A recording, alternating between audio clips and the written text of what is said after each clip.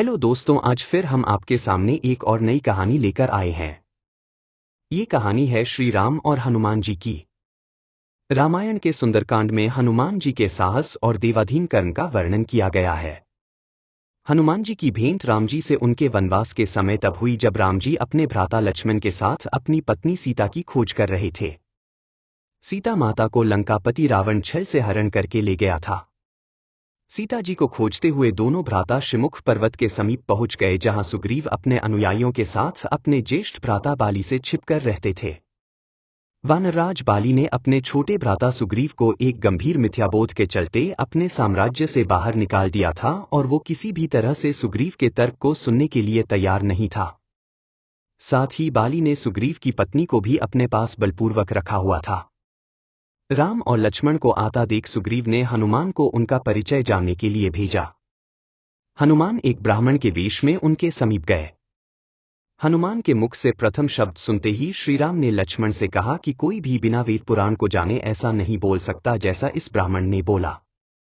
राम जी को उस ब्राह्मण के मुख, नेत्र, माथा, भौं या अन्य किसी भी शारीरिक संरचना से कुछ भी मिथ्या प्रतीत नहीं हुआ।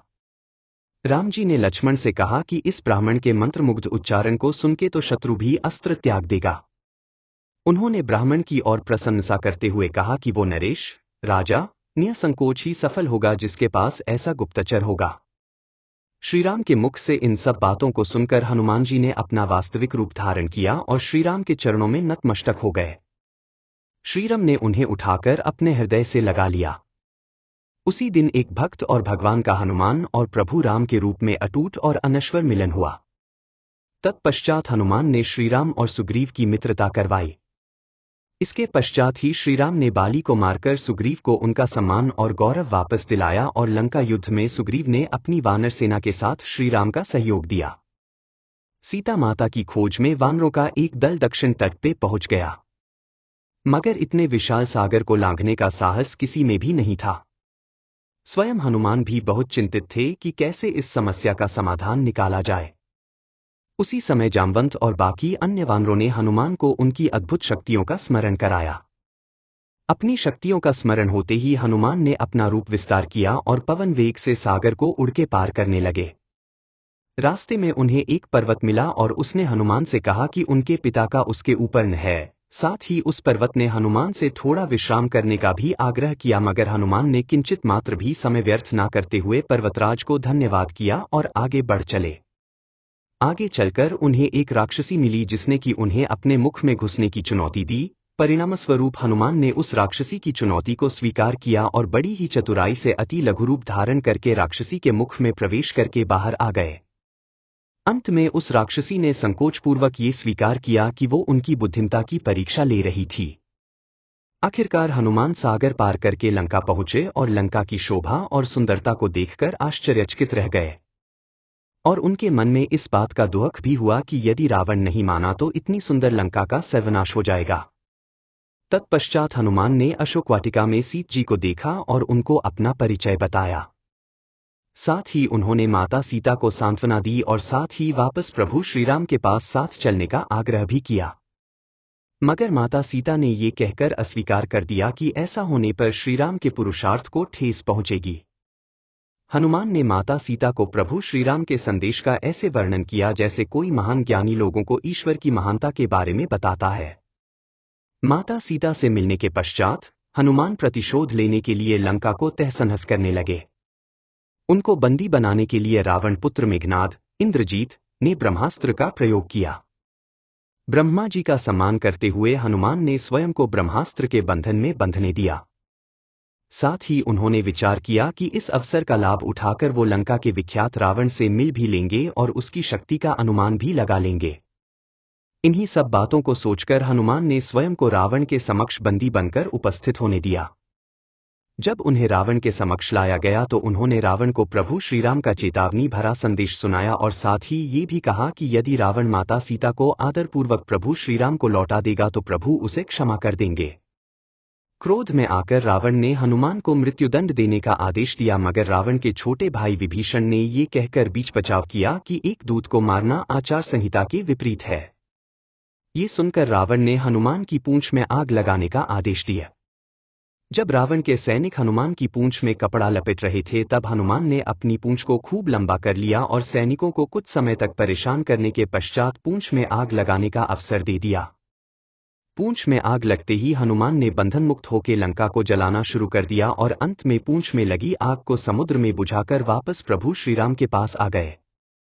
लंका युद्ध में जब लक्ष्मण मूर्छित हो गए थे तब हनुमान जी को ही द्रोणागिरी पर्वत पर से संजीवनी बूटी लाने भेजा गया, मगर वो बूटी को भली भांति पहचान नहीं पाए और पुनः अपने पराक्रम का परिचय देते हुए वो पूरा द्रोणागिरी पर्वत ही रणभूमि में उठा लाए और परिणामस्वरूप लक्ष्मण के प्राण की रक्षा की। भावुक होकर श्रीराम ने हनुमान को हृदय से लगा लिया और बोले कि हनुमान, तुम मुझे भ्राता भरत की भांति ही प्रिय हो। हनुमान का पंचमुखी अवतार भी रामायण युद्ध की ही एक घटना है। अहिरावण, जो कि काले जादू का ज्ञाता था, उसने राम और लक्ष्मण का सोते समय हरण कर लिया और उन्हें विमोहित करके पाताल लोक में ले गया। उनकी खोज में हनुमान भी पाताल लोक पहुंच गए। पाताल लोक के मुख्य द्वार एक युवा प्राणी मकरध्वज पहरा देता था, जिसका आधा शरीर मछली का और आधा शरीर वानर का था। मकरध्वज के जन्म की कथा भी बहुत रोचक है। यद्यपि हनुमान ब्रह्मचारी थे मगर मकरध्वज उनका ही पुत्र था। लंका दहन के पश्चात जब हनुमान पूंछ में लगी आग को बुझाने समुद्र में गए तो उनके पसीने की बूंद समुद्र में गिर गई। उस बूंद को एक मछली ने पी लिया और वो गर्भवती हो गई। इस बात का पता तब चला जब उस मछली को अहिरावण की रसोई में लाया गया। मछली के पेट में से जीवित बचे उस विचित्र प्राणी को निकाला गया। अहिरवण ने उसे पालकर बड़ा किया और उसे पातालपुरी के द्वार का रक्षक बना दिया। हनुमान इन सभी बातों से अनभिज्ञ थे। यद्यपि मकरध्वज को पता था कि हनुमान उसके पिता हैं, मगर वो उन्हें पहचान नहीं पाया क्योंकि उसने पहले कभी उन्हें देखा नहीं था। जब हनुमान ने अपना परिचय दिया तो वो जान गया कि ये मेरे पिता हैं, मगर फिर भी उसने हनुमान के साथ युद्ध करने का निश्चय किया क्योंकि पातालपुरी के द्वार की रक्षा करना उसका प्रथम कर्तव्य था। हनुमान ने बड़ी आसानी से उसे अपने अधीन कर लिया और पातालपुरी के मुख्य द्वार पर बांध दिया। पातालपुरी में प्रवेश करने के पश्चात हनुमान ने पता लगा लिया कि अहिरावण का वध करने के लिए उन्हें 5 दीपकों को एक साथ बुझाना पड़ेगा। अतः उन्होंने पंचमुखी अवतार श्री वराह, श्री नरसिम्हा, श्री गरुण, श्री हयग्रीव और स्वयं धारण किया और एक साथ में 5 दीपकों को बुझाकर अहिरावण का अंत किया। अहिरावण का वध होने के पश्चात हनुमान ने प्रभु श्रीराम के आदेशानुसार मकरध्वज को पातालपुरी का नरेश बना दिया। युद्ध समाप्त होने के साथ ही श्रीराम का 14 वर्ष का वनवास भी समाप्त हो चला था। तभी श्रीराम को स्मरण हुआ कि यदि वो वनवास समाप्त होने के साथ ही अयोध्या नहीं पहुंचे तो भरत अपने प्राण त्याग देंगे। साथ ही उनको इस बात का भी आभास हुआ कि उन्हें वहां वापस जाने में अंतिम दिन से थोड़ा विलंब हो जाएगा। इस बात को सोचकर श्रीराम चिंतित थे, मगर हनुमान ने अयोध्या जाकर श्रीराम के आने की जानकारी दी और भरत के प्राण बचाकर श्रीराम को चिंता मुक्त किए। अयोध्या में राज्याभिषेक होने के बाद प्रभु श्रीराम ने उन सभी को सम्मानित करने का निर्णय लिया जिन्होंने लंका युद्ध में रावण को पराजित करने में उनकी सहायता की थी। उनकी सभा में एक भव्य समारोह का आयोजन किया गया जिसमें पूरी वानर सेना को उपहार देकर सम्मानित किया गया। हनुमान को भी उपहार लेने के लिए बुलाया गया। हनुमान मंच पर गए मगर उन्हें उपहार की कोई जिज्ञासा नहीं थी। हनुमान को ऊपर आता देखकर भावना से अभिप्लुत श्रीराम ने उन्हें गले लगा लिया और कहा कि हनुमान ने अपनी निश्चल सेवा और पराक्रम से जो योगदान दिया है उसके बदले में ऐसा कोई उपहार नहीं है जो उनको दिया जा सके। मगर अनुराग स्वरूप माता सीता ने अपना एक मोतियों का हार उन्हें भेंट किया। उपहार लेने के उपरांत हनुमान माला के एक एक मोती को तोड़कर देखने लगे। ये देखकर सभा में उपस्थित सदस्यों ने उनसे इसका कारण पूछा तो हनुमान ने कहा कि वो ये देख रहे हैं मोतियों के अंदर उनके प्रभु श्रीराम और माता सीता हैं कि नहीं, क्योंकि यदि वो इनमें नहीं हैं तो इस हार का उनके लिए कोई मूल्य नहीं है। ये सुनकर कुछ लोगों ने कहा कि हनुमान के मन में प्रभु श्रीराम और माता सीता के लिए उतना प्रेम नहीं है जितना कि उन्हें लगता है।